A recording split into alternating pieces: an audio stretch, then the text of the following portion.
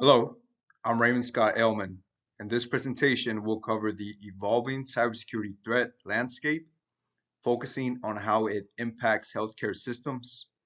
We'll expand on the threat actors introduced in our previous C-suite briefing and take a closer look at specifying systems, attacks, vulnerabilities, and how these actors pose risks from the least to the most severe.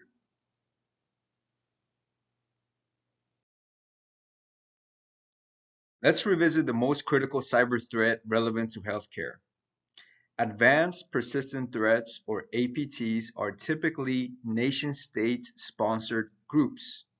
They carried out long-term, stealthy, intruders targeting intellectual property and patient data, often undetected for weeks or months.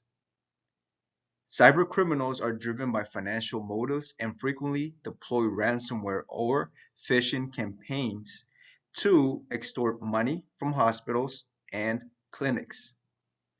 Insider threats, both negligent and malicious, pose unique risks because they operate within trusted networks. Lastly, while script kiddies lack advanced skills, they can still cause harm by exploiting publicly known vulnerabilities, often defacing hospital websites or triggering outrages.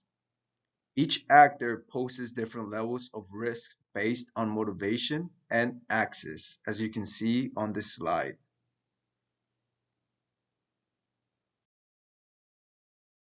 To make informed cybersecurity decisions, it is important to distinguish between a threat and a vulnerability.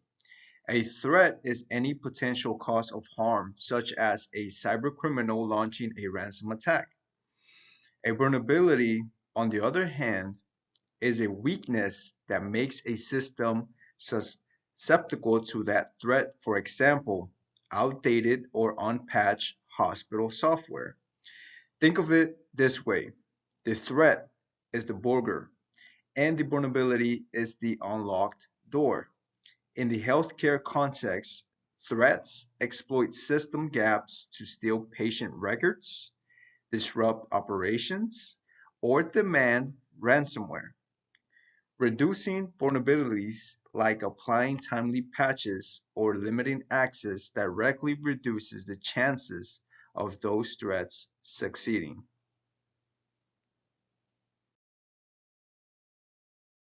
Now, let's examine two specific system attacks that could impact our hospital, beginning with the least severe.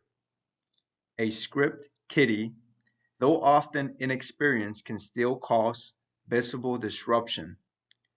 For example, one might exploit a public vulnerability to deface the hospital's homepage.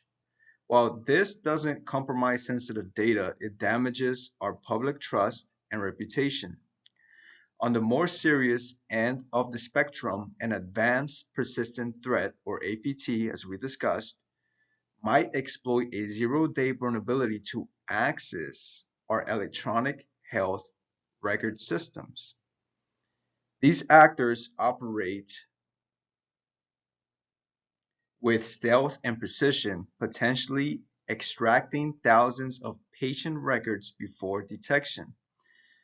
This kind of attack results in major HIPAA violations, legal consequences, and a long-term erosion of trust.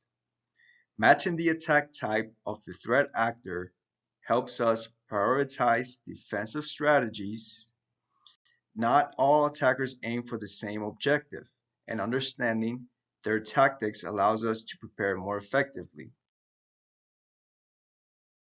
To close, defending against modern cyber threats in healthcare requires a layered approach. Technical solutions alone are not enough. We must remain vigilant, train our staff continuously, monitor internal activities, and adapt our defenses to match the motivations and tactics of each type of attacker. Whether the threat comes from the inside or outside, our responsibility is to reduce risk and protect both systems and the patients who trust us.